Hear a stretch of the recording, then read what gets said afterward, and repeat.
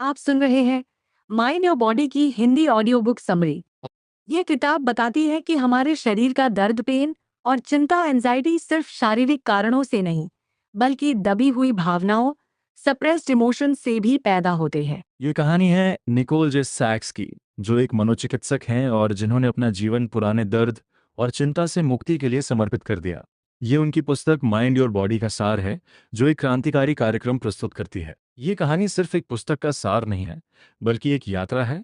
एक ऐसी यात्रा जो आपको आपके शरीर, मन और आत्मा के बीच के गहरे संबंध को समझने के लिए आमंत्रित करती है। ये उन लाखों लोगों की कहानी है जो वर्षों से पीड़ित हैं, जिन्हें डॉक्टरों ने कह दिया था इसके साथ जीना सीख लो, और जिन्होंने हर तरह की दवा, सर्जरी और उपचार के बाद भी राहत नहीं पाई। ये कहानी उस चमत्कारी खोज की है कि हमारा मस्तिष्क हमारे शरीर में दर्द पैदा कर सकता है, और उसी मस्तिष्क को पुनः प्रशिक्षित करके हम उस दर्द को समाप्त भी कर सकते हैं। कहानी की शुरुआत खुद निकोल से होती है। वह मात्र 19 वर्ष की थी जब वह एक आर्थोपेडिक सर्जन की मेज पर लेटी हुई थी। उनकी पीठ में असहनीय दर्द था। डॉक्टर ने उनकी एक्सरे देखी और निदान दिया, स्पॉन्डिलोलिस्थेसिस, रीढ़ की एक अपक्षयी स्थिति। उन्होंने कहा कि 40 वर्ष की आयु तक व्हीलचेयर पर न बैठना पड़े, इसके लिए उन्हें तुरंत कई गतिविधियां बंद करनी होंगी। 20 पाउंड से अधिक वजन नहीं उठाना होगा, 1 घंटे से अधिक कार में नहीं बैठना होगा, और सबसे बुरी बात, वो शायद कभी गर्भधारण नहीं कर पाएंगी। निकोल के लिए ये एक ऐसा झटका था जिससे उनका सारा भविष्य अंधकारमय हो गया। उन्होंने डॉक्टर से पूछा, क्या सर्जरी से मेरा दर्द खत्म हो जाएगा? और डॉक्टर ने कहा, इसकी कोई गारंटी नहीं है। उसी क्षण निकोल के मन में एक चुपचाप संदेह पैदा हुआ, शायद डॉक्टर सब कुछ नहीं जानते। ये संदेह ही बाद में उनके जीवन की दिशा बदलने वाला बीज बना। 30 वर्ष बाद निकोल 52 वर्ष की हैं, 3 लगभग वयस्क बच्चों की मां हैं। वह नंगे पैर समुद्र तट पर दौड़ती हैं, दुनिया भर में यात्रा करती हैं, और जैसे चाहती हैं वैसे सोती हैं। वे साबित कर चुकी हैं कि वे डॉक्टर गलत थे। उनकी एक्सरे में जो असामान्यता दिखी थी, वह उनके दर्द का कारण नहीं थी। तो फिर क्या था कारण? इस सवाल का जवाब खोजते हुए निकोल ने मनोविज्ञान में स्नातक, क्लिनिकल सोशल वर्क में मास्टर किया, और अंततः डॉक्टर जॉन सार्नो के साथ माइंड बॉडी मेडिसिन का अभ्यास किया। डॉक्टर सार्नो एक अग्रणी थे जिन्होंने बताया कि हमारी पुरानी पीड़ा अक्सर हमारे असंसाधित आघात और दबी हुई भावनाओं का परिणाम होती है। उन्होंने इस स्थिति को टेंशन मैन्यूरल सिंड्रोम, TMS नाम दिया। ये एक छत्र शब्द है जिसके अंतर्गत पीठ दर्द, माइग्रेन, IBS, फाइब्रोमाइल्जिया, लंबा कोविड, चिंता, आतंक विकार, त्वचा रोग और भी बहुत कुछ आता है। निकोल को ये समझने में थोड़ा समय लगा, लेकिन जब उन्होंने डॉक्टर सार्नो की पुस्तक हीलिंग बैक पेन पढ़ी, तो उनका अपना दर्द कम होने लगा। वह उनकी रोगी बनी, फिर उनकी छात्रा, और अंततः उनकी सहयोगी। डॉक्टर सार्नो ने अपने जीवन के अंतिम दिनों में निकोल को अपने काम को वैश्विक दर्शकों तक पहुंचाने का आशीर्वाद दिया, और आज ये पुस्तक उसी मिशन का हिस्सा है। लेकिन यहाँ एक महत्वपूर्ण बात है, जब लोग माइंड बॉडी मेडिसिन सुनते हैं तो वे अक्सर सोचते हैं, तो क्या दर्द मेरे दिमाग में है? निकोल स्पष्ट करती हैं, दर्द आपके दिमाग में नहीं है। ये बिल्कुल वास्तविक है, ठीक उसी तरह जैसे टूटी हुई हड्डी का दर्द। लेकिन समाधान आपके शरीर को बदलने में नहीं है, बल्कि आपके तंत्रिका तंत्र को पुनः प्रशिक्षित करने में है। आपका मस्तिष्क, विशेष रूप से आपका अमिगडाला, एक छोटा बादाम के आकार का क्षेत्र, आपकी सुरक्षा के लिए ही दर्द के संकेत भेजता है। ये उसी तरह काम करता है जैसे जब आप गर्म बर्तन को छूते हैं तो आपका हाथ अपने आप हट जाता है। समस्या ये है कि आधुनिक जीवन में आपके अंदर की शिकारी अब साबर दांतेदार बाघ नहीं है, बल्कि आपके अपने दबे हुए क्रोध, शर्म, भय, निराशा और दुख हैं। आपका तंत्रिका तंत्र इन भावनाओं को इतना खतरनाक समझता है कि वह आपको इनसे बचाने के लिए शारीरिक दर्द भेजता है। ये दर्द आपको धीमा कर देता है, आपको आराम करने, सीमाएं बनाने और दूसरों से मदद मांगने का बहाना देता है। ये सबसे असुरक्षित तरीके से सुरक्षित होने जैसा है। निकोल एक सरल लेकिन शक्तिशाली उपकरण बताती हैं, जर्नल स्पीक। ये साधारण डायरी लेखन नहीं है, न ही यह आभार जर्नल है। जर्नल स्पीक एक लक्षित, बिना किसी फिल्टर के अपने अंदर के बच्चे को आवाज़ देने का तरीका है। ये आपको वह सब कुछ लिखने की अनुमति देता है जो आप कभी किसी को नहीं बता सकते। मैं अपनी माँ से नफरत करती हूँ, मैं एक असफल हूँ, मैं चाहती हूँ कि मेरे बच्चे कहीं चले जाएं। ये भयानक, असभ्य और अस्वीकार्य विचार वास्तव में आपके भीतर दबे हुए हैं। जब आप उन्हें सुरक्षित रूप से लिखकर बाहर निकालते हैं तो आपका तंत्रिका तंत्र समझ जाता है कि इन भावनाओं से आपको कोई खतरा नहीं है, और फिर दर्द के संकेतों की कोई आवश्यकता नहीं रह जाती। निकोल खुद ये कहानी सुनाती हैं कि कैसे एक दिन जब वो अपने 2 छोटे बच्चों के साथ एक दुकान में थीं और बच्चे उधम मचा रहे थे, उनकी पीठ में तेज दर्द उठा। वह अपनी कार के पास खड़ी हो गईं, बच्चों को पकड़े हुए, और उनसे गाड़ी का दरवाज़ा भी नहीं खुल रहा था। वो टूट गईं, रोने लगीं। उस रात उन्होंने डॉक्टर सारनो के पास जाने का फैसला किया। डॉक्टर सारनो ने उनकी पूरी दर्द डायरी को कूड़ेदान में फेंक दिया और कहा, तुम्हारे दर्द का कारण टीएमएस है। तुम गुस्से से भरी हुई हो, लेकिन तुम उसे अपनी पीठ के माध्यम से महसूस कर रही हो।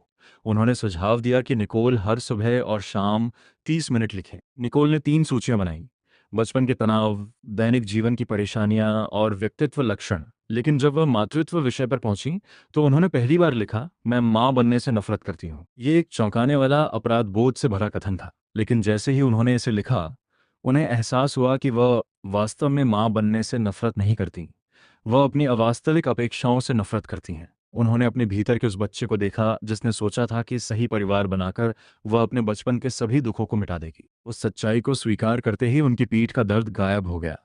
यही है जर्नल स्पीक की शक्ति। अब ये काम करने के लिए आपको 3 चीज़ों की आवश्यकता है: विश्वास, बिलीव, काम करना, डू द वर्क, और अपने प्रति धैर्य और दया, पेशेंस एंड काइंडनेस। ये 3 पैर हैं एक स्टूल के। यदि एक भी कम हो तो संतुलन बिगड़ जाता है। विश्वास का मतलब है कि आप ये मान लें कि एक भावनात्मक अभ्यास आपके शारीरिक दर्द को ठीक कर सकता है। यदि आप विश्वास नहीं कर सकते तो कम से कम अपने संदेह को निलंबित कर दें, जैसे आप किसी फिल्म देखते समय करते हैं। निकोल कहती है, मेरे विश्वास को उधार ले लो जब तक तुम अपना नहीं बना लेते। दूसरी ओर, प्रतिरोध, रेजिस्टेंस आपका सबसे बड़ा दुश्मन है। ये आपकी अपनी आवाज़ में बोलता है, ये बहुत कठिन है, तुम थके हुए हो, तुम अलग हो, ये तुम पर काम नहीं करेगा। प्रतिरोध थकान, बहाने, दर्द में वृद्धि या नए लक्षणों के रूप में प्रकट हो सकता है। निकोल एक शब्द देती हैं, सिम्टम इम्परेटिव। जब आप एक दर्द को ठीक करने लगते हैं तो आपका मस्तिष्क कहीं और दर्द पैदा कर सकता है। पीठ दर्द की जगह माइग्रेन या पेट की समस्या। ये सामान्य है, ये संकेत है कि दर्द भाग रहा है और आप सही रास्ते पर हैं। निकोल अपने काम को एक सरल दैनिक दिनचर्या में ढालती हैं। प्रतिदिन 20 मिनट जर्नल स्पीक और 10 मिनट ध्यान। ध्यान जरूरी है क्योंकि जर्नल स्पीक के बाद आप कमजोर और असुरक्षित महसूस कर सकते हैं, और ध्यान आपको केंद्रित और शांत करता है। उन्होंने 28 दिवसीय चैलेंज बनाया है।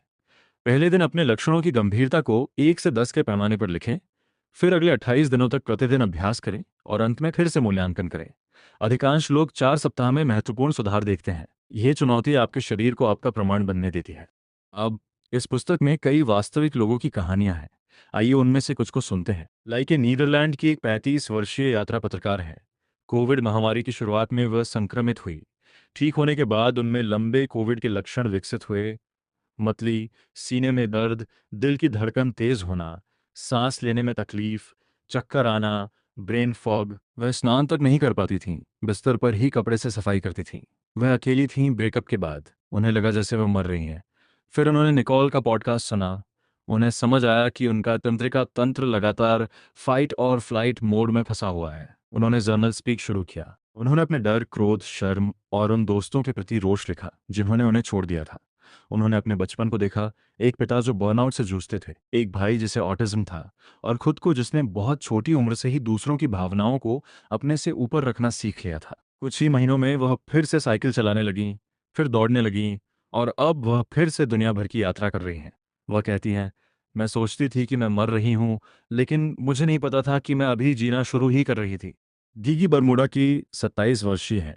उन्हें 13 वर्ष की आयु में postal orthostatic tachycardia syndrome (POTS), interstitial cystitis (IC) और क्रोनिक थकान का निदान मिला।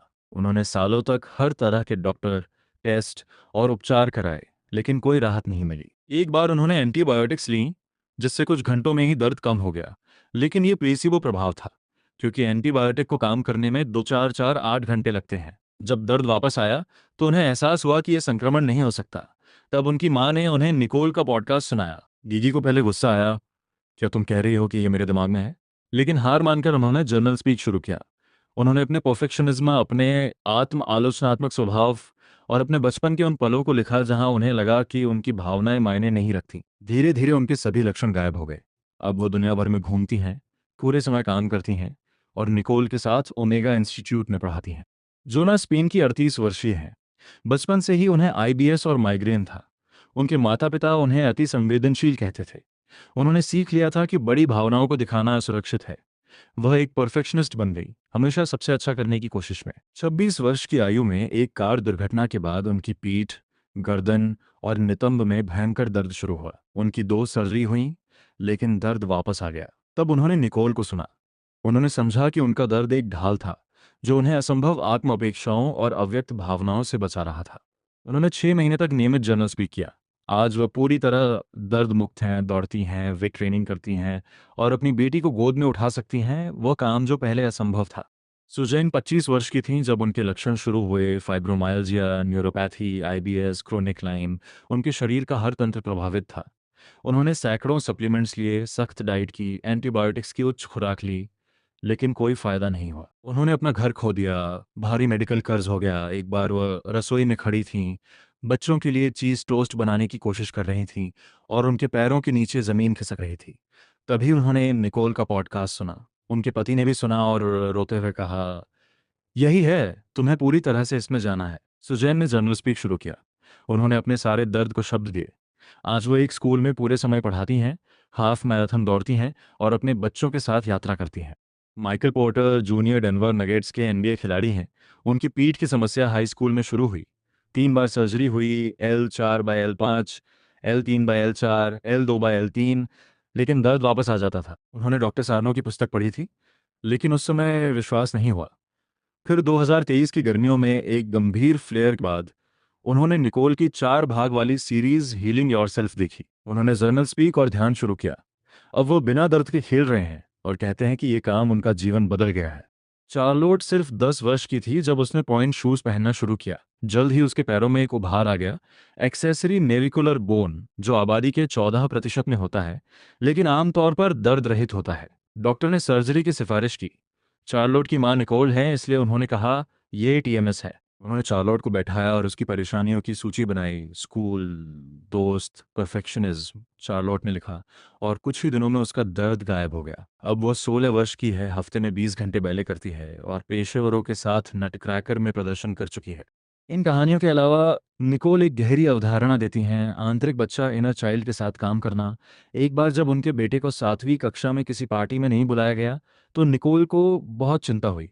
उन्हें सिरदर्द हुआ, वो बेचैन हो गई। तब उन्होंने महसूस किया कि यह चिंता उनके बेटे की नहीं, बल्कि उनके अपने अंदर के उस बच्चे की थी जो 7वीं कक्षा में था, अकेला और असुरक्षित। उन्होंने उस बच्चे से बात की, बिना किसी निर्णय के, बिना किसी ठीक करने की कोशिश के, केवल सुनने के लिए। उस बच्चे ने अपनी कहानी सुनाई, बदमाश जेनी के बारे में, दादाजी के बारे में जो उनके घर में मर रहे थे, अपने माता पिता के बारे में।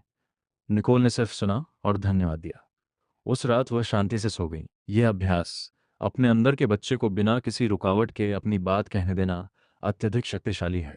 निकोल एक और उपकरण देती हैं, ANSR, allow, name, stay, release, यानी अनुमति देना, नाम देना, रुकना और मुक्त करना। पहले आप अपनी भावनाओं को आने दें, फिर उन्हें नाम दें जर्नल स्पीक के माध्यम से, फिर उनके साथ रुकें, उनसे भागे नहीं, और अंत में मुक्ति स्वाभाविक रूप से आएगी। ये कोई जबरदस्ती नहीं की जा सकती। पुस्तक के अंत में निकोल हमें याद दिलाती हैं कि दर्द एक उपहार है। ये हमें वह सब कुछ दिखाता है जिसे हमने दबा रखा था। जो लोग ठीक हो जाते हैं वे अक्सर कहते हैं कि वे अपने दर्द के लिए आभारी हैं। निकोल खुद कहती हैं, मेरी एक्सरे वही है, मेरी स्पॉन्डिलोलिस्थेसिस उतनी ही डरावनी दिखती है जितनी पहले दिखती थी, लेकिन यह कभी मेरे दर्द का कारण नहीं थी। वह दौड़ती हैं, यात्रा करती हैं, 3 बच्चों को जन्म दिया है और भारी सूटकेस उठाती हैं। ये पुस्तक केवल सिद्धांत नहीं है, ये एक आंदोलन है। निकोल हमसे एक विनती करती हैं, यदि ये काम आपके लिए काम करता है तो इसे दूसरों के साथ साझा करें। एक एक करके हम उन लाखों लोगों तक पहुंच सकते हैं जो अनावश्यक रूप से पीड़ित है। ये कोई चमत्कार नहीं है, बल्कि विज्ञान है। आपका मस्तिष्क प्लास्टिक है, ये बदल सकता है। आपके पास अपने शरीर को ठीक करने की शक्ति है। बस विश्वास चाहिए, काम चाहिए और अपने प्रति दया चाहिए। तो जैसे ही आप ये कहानी समाप्त करते हैं, याद रखें, आप अकेले नहीं हैं। दर्द आपको अलग थलग कर सकता है, लेकिन ये आपको अपने भीतर गहरे उतरने का अवसर भी देता है। जर्नल स्पीक वह पुल है जो आपको आपके दबे हुए सच से मिलाता है। ध्यान वो मरहम है जो आपके तंत्रिका तंत्र को शांत करता है। और आत्मकरुणा वह ईंधन है जो आपको आगे बढ़ाता है। अब सांस लें और अपनी यात्रा शुरू करें। आपका जीवन आपका इंतजार कर रहा है। ऐसी ही दिल को छू लेने वाली किताबों से जुड़ने के लिए हमारे चैनल को सब्सक्राइब करें, क्योंकि अच्छी किताबें दिल ही नहीं, रूह तक उतर जाती हैं। धन्यवाद।